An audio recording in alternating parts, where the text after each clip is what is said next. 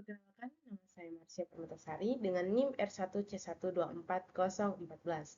Di sini saya akan menjelaskan tentang foraminifera.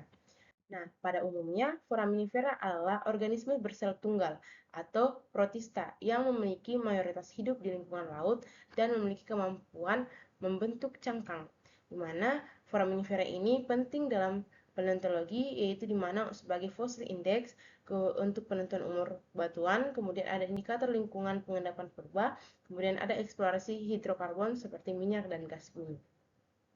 Nah, berdasarkan cara hidupnya, foraminifera ini dibagi menjadi dua kelompok utama. Yang pertama itu ada foraminifera planktonik, yang kedua ada foraminifera bentonik, di mana foraminifera planktonik ini hidup mengapung di permukaan hingga kolam air laut. Cangkangnya umumnya bundar, berongga besar atau globular, dan berdinding tipis agar mudah mengapung. Contohnya itu Globigerina, Globorotalia, dan kemudian ada foraminifera bentonik, di mana hidupnya di dasar laut, merayap atau menempel pada substrat, di mana cangkang lebih tebal, bervariasi, dan adaptif terhadap arus serta kedalaman. Contohnya itu Ammonia nummulites textularia.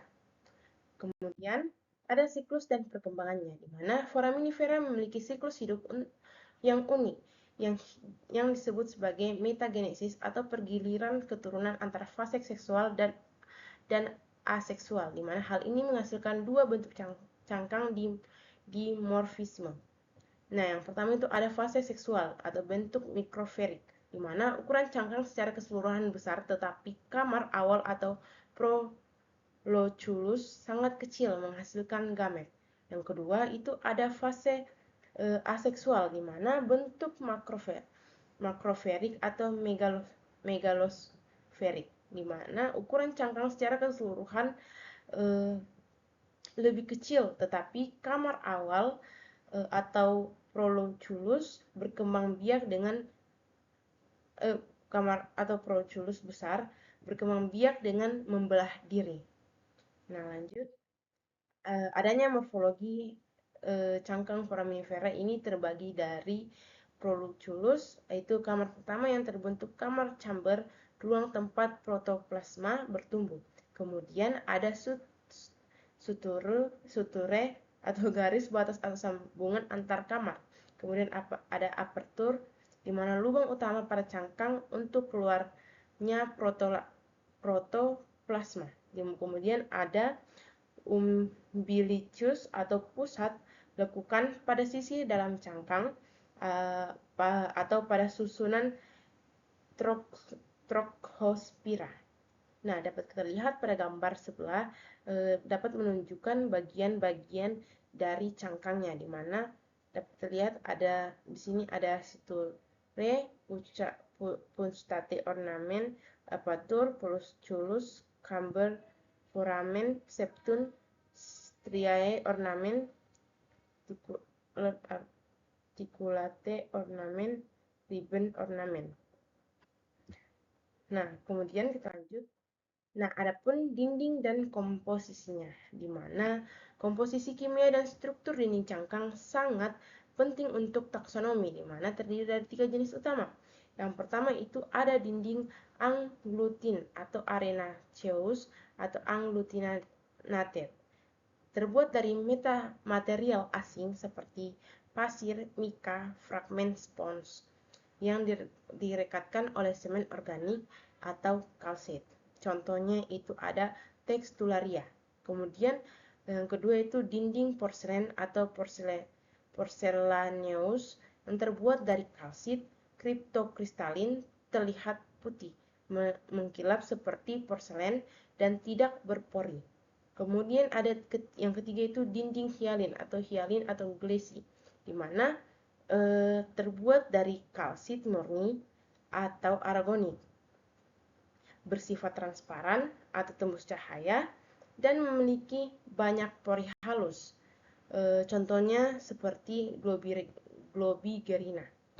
Lanjut. Nah, adapun bentuk cangkang dan susunan kamarnya. Bentuk cangkang ditentukan oleh bagaimana kamar-kamar baru ditambahkan ke proloculus, di mana bentuk cangkang utama itu ada globular atau bola, tabular atau tabung, kemudian ada lanceolate atau daun, discoidal atau cakram. Nah, adapun susunan kamarnya itu atau kamber aragamen, di mana yang pertama itu ada monotalamus atau unilokular, hanya terdiri dari satu kamar tunggal.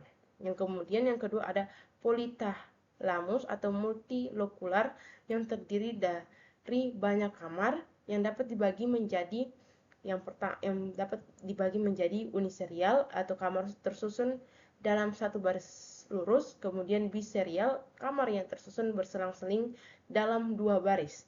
Yang kemudian yang ketiga ada triserial, kamar yang tersusun dalam tiga baris. Yang keempat ada planispiral berputar pada satu bidang datar atau simetris. Kemudian ada trochopispiral berputar berbentuk spiral asimetris, ada sisi evolut dan involut.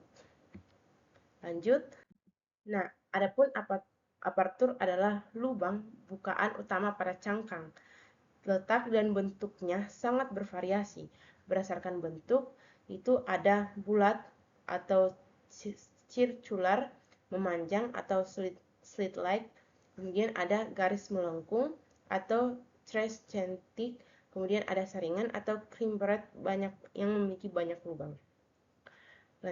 Kemudian berdasarkan posisinya itu ada terminal, itu dia di ujung kamar terakhir.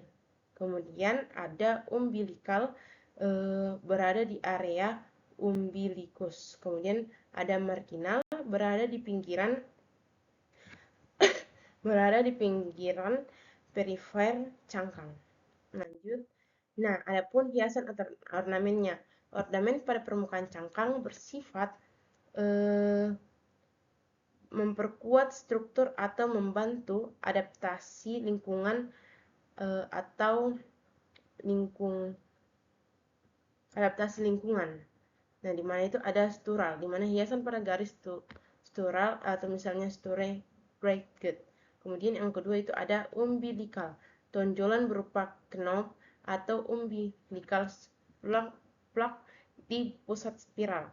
Kemudian ada perifer, di mana bentuk tajam di pinggiran cangkang seperti kel atau karina atau sprain atau duri. Jadi dia itu di ujung pinggiran cangkangnya dia itu ada kayak duri, seperti duri. Kemudian permukaan kamar ada petate atau bintik-bintik pori. Yang kedua itu ada costae atau garis-garis menonjol atau rusuk. Yang ketiga ada reticulate atau pola seperti jala atau sarang tawon. Kemudian ada pustulose atau granulose, tonjolan bulat kecil seperti kayak kutil. Nah, adapun kesimpulan dari materi tersebut, di mana foraminifera adalah mikrofosil yang kompleks dengan variasi morfologi yang sangat kaya meskipun hanya bersel tunggal. Kemudian, identifikasi kombinasi antara komposisi dinding, susunan kamar, bentuk apertur, dan hiasan adalah kunci utama dalam menentukan genus dan spesies foraminifera dalam studi paleontologi. Mungkin itu saja dari pemaparan materi saya tentang foraminifera dan berbagai macam seperti jenisnya, susunan kamarnya, ornamennya, dan masih banyak lagi. Mungkin itu saja yang saya jelaskan. Mohon maaf jika ada kesalahan dalam pemaparan materinya. Semoga kedepannya saya dapat memaparkan materi lagi lebih baik dan memaparkan materi atau isi materinya lebih baik lagi. Mohon maafkan jika ada kesalahan kata atau apapun itu, mohon dimaafkan. Sekian dan terima kasih.